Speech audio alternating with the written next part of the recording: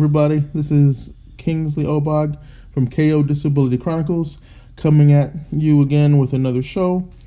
Today's show is going to be an interesting story, a sad story rather, about an individual, Michael Hickson in Austin, Texas, a disabled man who became disabled in 2017 when he went into sudden cardiac arrest while driving his wife to work, and then he ended up quadriplegic, and then ended up in a nursing facility, Brushside Medical Center, and was recovering, and then in 2020 contracted COVID-19, and then was moved to the St. Davis Medical Facility, South Austin, where he was supposed to have been getting treatment. But unfortunately, due to the fact that he was a quadriplegic with his underlying health condition, the hospital decided not to treat him. And while his wife was fighting to see if she could, get that to change, the elder care, an organization, was put in charge of her husband's care because her sister-in-law felt that the wife of Michael Hickson was not giving him proper treatment. And this had to then go to court. And while all this was in court, Mr. Hickson sadly died on June 11th after contracting COVID-19 on May 15th. So to talk about this sad, horrific story, I'm going to have a guest host on here, Christian Dean, and we're going to talk about this issue and how this all happened. But first, let me go ahead and introduce Christian Dean for you. Say hello, Christian, to the audience. Hey, what's up, everybody? This is Christian Dean, a.k.a. Pussy Wild Black. Mostly Pussy Wild Black, rather. Yeah. Thank you for having me, Kingsley. Oh, you're welcome. Yes, he also does a show as well. So basically this story, I basically wanted to do a quick story on this because I'd been reading this article and I've just been seeing just horrific stuff that just happened to him, reading about what happened to him, and it just makes me think, as a disabled person, not even an African American minority, just being disabled, that what would happen to me if, God forbid, I ended up in the hospital, contracted this horrible COVID-19 coronavirus, and, would my wife still have control of my care?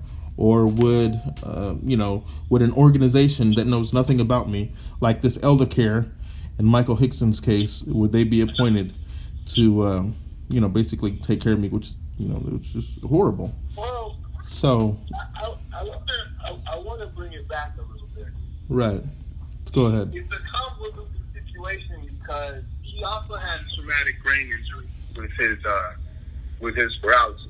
Yeah, this is what we talked. Yeah, I mentioned when he was hospitalized. The issue is not only him dying. The issue is how he died. Like they didn't give him treatment for 6 days. The hospital didn't give him treatment. The hospital will get in the record. One of the articles was in a recorded conversation, and this is on record. The doctor was saying that based on his quality of life, he doesn't have much of one. And he was, we're not going to treat him. So what they did was, not only did they not treat him for the COVID-19, which he got from the nursing facility. Yes, he got from the. Yeah. Well, quick. Let me just. Yeah. 1 second. Yeah, 1 second. Yeah. So basically, the nursing facility that he was at, they had called his wife and told him that on May 10th, someone in that Brushside nursing facility had contracted the coronavirus on May 10th. Then on May 15th, she was then told that her husband got it after making several calls over there. But go ahead, continue. Well, because on May 10th, someone got COVID. Yeah, it's in the article. Then he developed pneumonia, and they took him to the hospital on the 15th. But he had COVID-19. He got correct. He also contracted. Well, the pneumonia was a result of him contracting the COVID-19. Yeah, So that's what happened. He developed the pneumonia. After. Then they, on the 15th of May, then they sent him to the hospital. And then while in the hospital, the doctor was like, well, he doesn't have that much. And for some reason, he got in the hospice care. Even though he was showing signs of improvement, he was recuperating, he was on the mend. And for some reason, he got in the hospice care, and the doctor literally said, we're not going to treat him because of his quality of life being less than ideal. Then they stopped treating him. But they initially, cause she went on live. She did a Facebook Live video about this situation. Yeah, they just went live. Yes, from my audience, yeah, the video that she did just went live yesterday, and I finished watching it, and it is heart-wrenching. Basically, she's talking about everything she went through and how she was fighting to get her husband the care that she needed, and the struggle that she was going through because this elder care was put in charge of her husband's needs instead of her being able to make the decision. It was between elder care and the hospital, and the hospital didn't want to. She wasn't allowed to do FaceTime visits with him. They basically stripped his voice away, which is her. Yeah, she was his voice, and she had no say so in his care, which again is just horrible. Think about that, people. You're married to someone, and go ahead. No, I'm sorry. And I think what got me upset about this, where we talked earlier, is that I feel like there are certain people in the disability rights movement that are like, they don't understand that this is not just about his situation. This can happen, and this has been happening to the disabled population since COVID has been here. So right. the past few months, me and you have been talking about this, off air since March, where you have hospitals that are not giving ventilators to people, that are not treating people with intellectual disabilities or developmental disabilities. We have issues with with being in nursing homes and being in long-term care facilities with people with disabilities and older people. They're not being treated. A lot of the nurses that work in these facilities are not getting the PPE that they need. Right, and that was the situation, wasn't it? In that nursing facility that he was in, if the nursing staff, had the correct, PPE equipment, protective equipment, then maybe, Mr. Hickson wouldn't have contracted the coronavirus, because a lot of these nursing facilities, because they don't have the proper equipment, they're going from room to room, basically just spreading it from one person to the next, and everybody's in communal settings where we're all living together, and if you're in a long-term care facility, like if you're in a long-term care facility or a group home, we're all just kind of, communing together, and they have these shared spaces, and then everybody gets sick.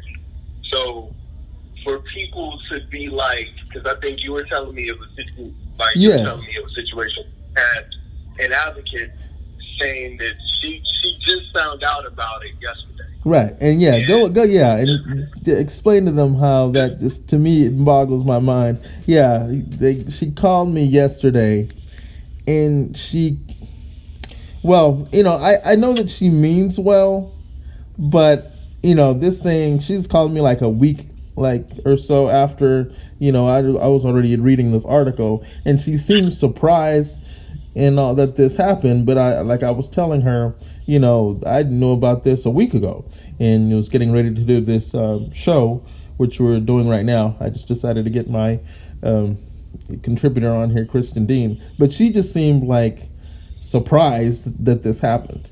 And, I told my good friend here, Christian Dean, about it. And so that's what we were talking about off air. But yeah, go ahead. So me and you have been talking about this as an issue since this happened. So, like, most of the COVID cases in the country, well, not most of them, but many of the cases in the country have been in nursing homes, have been in long-term care facilities, and have been in places where they have developmentally disabled and intellectually disabled people in one place. So the idea that, this is a big problem that we've been talking about in the disability rights community for 3 months. Yes. And we're in a pandemic, and when we're in a pandemic and they're rationing resources, like, as a disabled black man, I know I'm not going to the hospital. Yeah, neither am I. I've been very, very, I'm still on, my state, I'm in Illinois right now. My state is in phase 4 opening. So we got hit in the mouth in March and in April. And it was really bad in March and April. It was really bad among the disabled population and among the elderly here, especially those that lived in nursing home settings. We finally got out of it, right?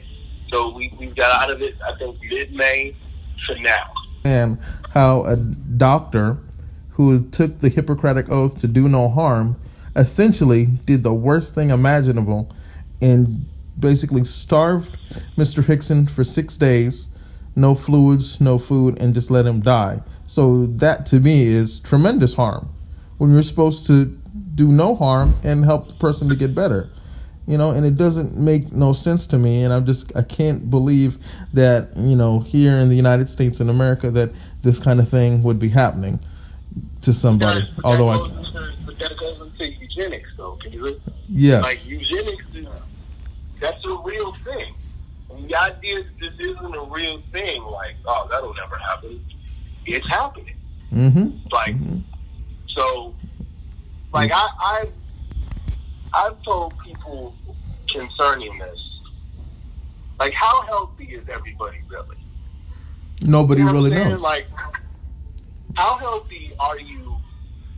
Because you're in Texas, right? Yeah, right. Just to get and to give you a perspective on that. Yeah, to give a perspective on how the coronavirus seems to be like really bad in some places and not so bad in others. Like my contributor here, Christian's talking about, he's in Illinois.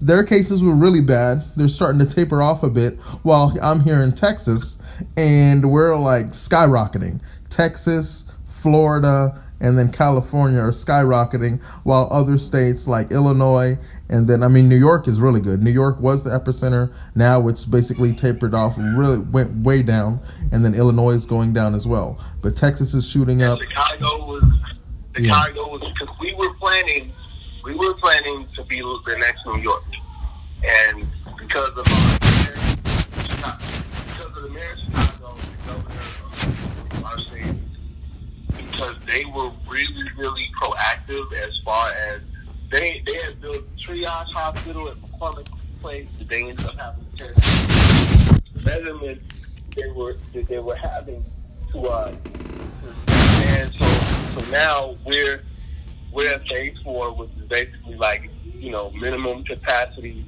occupancy when it comes to places, mandatory mask wearing laws, and certain places are just completely closed until we have a vaccine. And thanks everybody for joining me for another exciting show.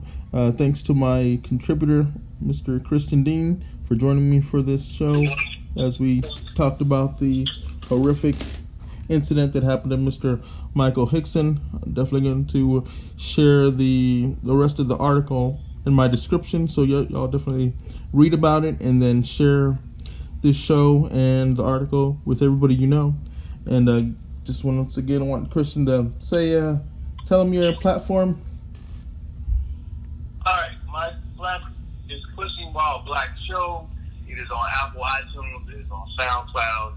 I'm also on YouTube. The archives are on YouTube. YouTube as well. The latest shows are on Apple and on SoundCloud. I'm also on Twitter, Pushing Wild Black Vlogs, or PWB Vlogs, and Instagram, Pushing Wild Black Show. Yeah, so definitely. You're right. Yeah, so definitely check him out. And of course, mine will be up on my Twitter and my YouTube and Instagram. And working on getting a SoundCloud, and all this stuff will be on there as well. Again, thank you for joining. Join me next week for another exciting show. God bless and take care.